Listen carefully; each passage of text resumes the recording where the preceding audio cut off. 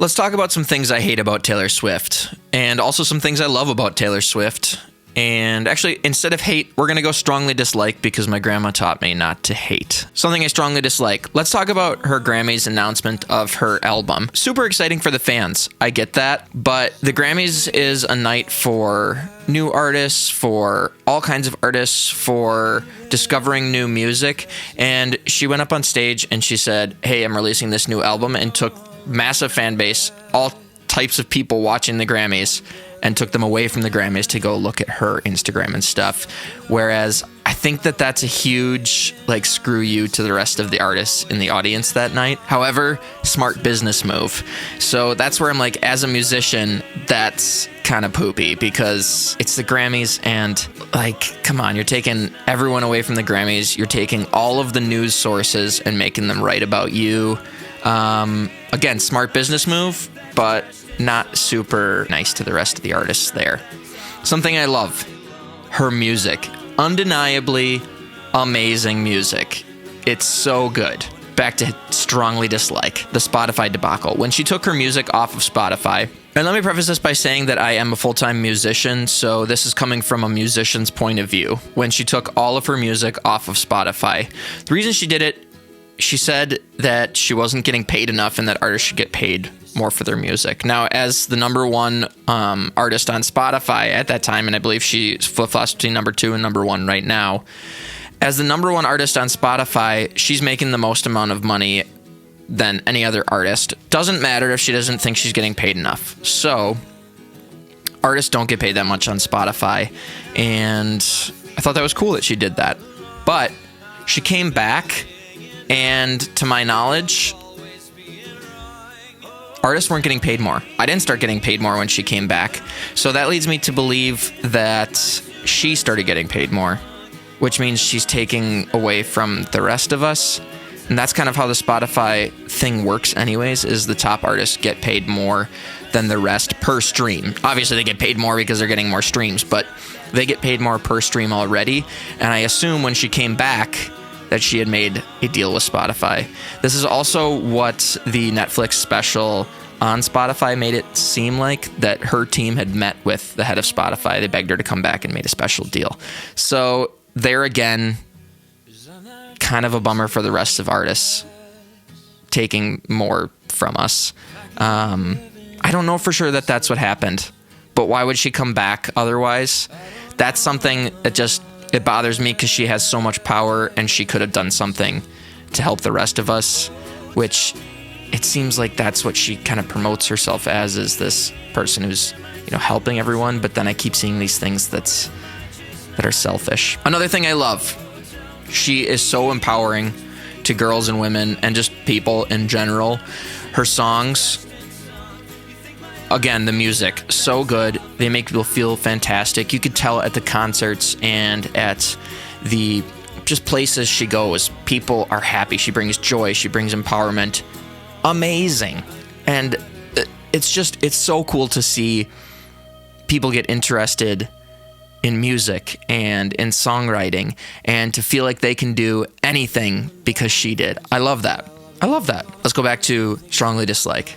The Ticketmaster debacle. Another time where I think she could have done something better. So she listed these concerts on Ticketmaster. It exploded the website and all these prices going through the roof. Ticketmaster, for those of you who aren't artists, Ticketmaster is designed to be the bad guy. It's designed so that when an artist puts a tour up, it's not their fault the ticket prices are so high. It's Ticketmaster. It's someone to blame. And that's not necessarily a bad thing, especially in business. It's easier than to be mad at Ticketmaster instead of the artist. It's not Taylor that made these ticket prices so high. It's Ticketmaster, which there is some truth to because of the way that Ticketmaster works.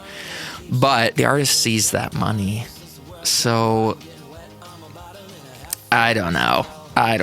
Then we're going to go back to love, because honestly, there's a lot more things I love about Taylor Swift than things I strongly dislike. So we're going to go through a few things I love.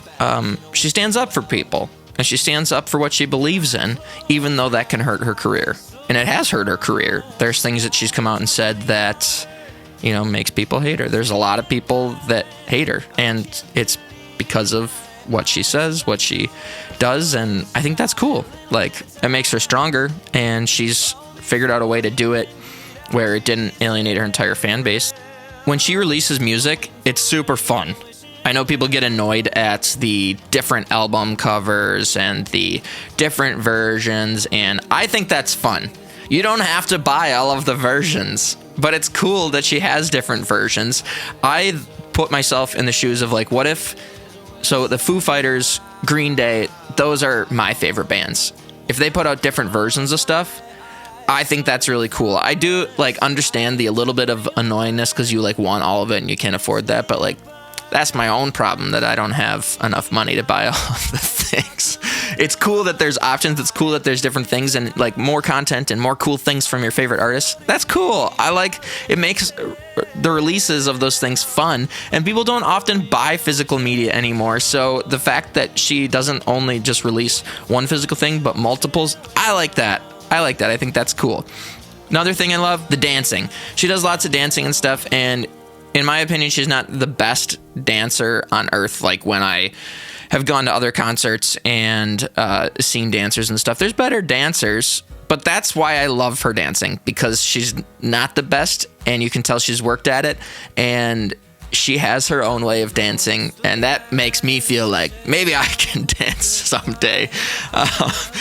Going back to something I strongly dislike, the Taylor's version thing. There's parts I love about this, and there's parts I strongly dislike. The part I strongly dislike is, from my point of view, it seems like she sold those masters, and then they got sold to someone that she doesn't like. And to me, that's kind of going back on a business deal to say, like, hey, I know that those masters got sold to you, but now I'm going to re-record them and screw you over. I don't like that. But the part I love about it is those masters got sold to someone that she doesn't like. This is, I think, what's been going on with this. They got sold to someone who's shitty, and she didn't want them to have the masters. And she maybe thought that she should deserve the money for those, so she re-recorded them. That's badass. That's super cool. I don't know if I agree with all of it, and I obviously don't have all of the facts on it, but it's not like, I don't know. She's got a team. It's not like these things where she's selling the masters, and it's not like she was unaware. Maybe she didn't have control because of the record label, but the record label that she first got was because her dad bought a controlling interest in the record label. So that leads me to believe that she had some control along the way, but I don't know. So I like that, and I don't like it at the same time. But overall, it's still a badass move. And the last thing that I'll talk about that I love about Taylor Swift is the genre's got no boundaries. She has shown building a career over a long period of time with a lot of work and doing different genres successfully. I love that. I don't like playing just one genre of music. I like doing all kinds of stuff. So to see someone be successful at that, and there's been lots of people that have been successful with that, but it's not an easy thing to be successful with it. You might think as a listener, like, oh, if it's good music, it's good music. But your fan base, let's say they're country, sometimes they get confused if you switch over to pop, but she did it in such a perfect way. So there's so many strong business moves, and a lot of these strong business moves have a lot of negatives to them. These are just a lot of the thoughts that swirl in my head around Taylor, why people like her, why people don't. We could talk about the NFL too, and how people are so mad that the cameras switch over to her and stuff. Like, shut up. She doesn't control when the cameras switch over to her, and then you could say, like, well, she knows if she's gonna go there that the cameras are gonna switch over to. She's just watching her boyfriend play football. If you were in her shoes, you'd go watch your boyfriend play, and then people are like, well, she's only dating him because of the NFL and it needs to blah, blah, blah, blah, blah. Probably not. But so overall, there's some things I strongly dislike, and there's some things I love. I don't think that it needs to be this, like, well, I hate Taylor Swift, or I love Taylor Swift. Like, I think we can look at the full person and say, like, there's some things I like and some things I dislike. I don't know. These are just my thoughts. I even have a Taylor Swift cover that I did. It's my top song. So I did that because I love her music. And when I heard her song, I was like, oh, I hear a version of this. And I did it. and it's awesome. And the Swifties have taken me in and listened to the music, and I hope that they don't just throw me out because I have some things I dislike, but I think it's okay to dislike some things and to like some things in people. We don't have to be all in on everything. I don't know what I'm talking about.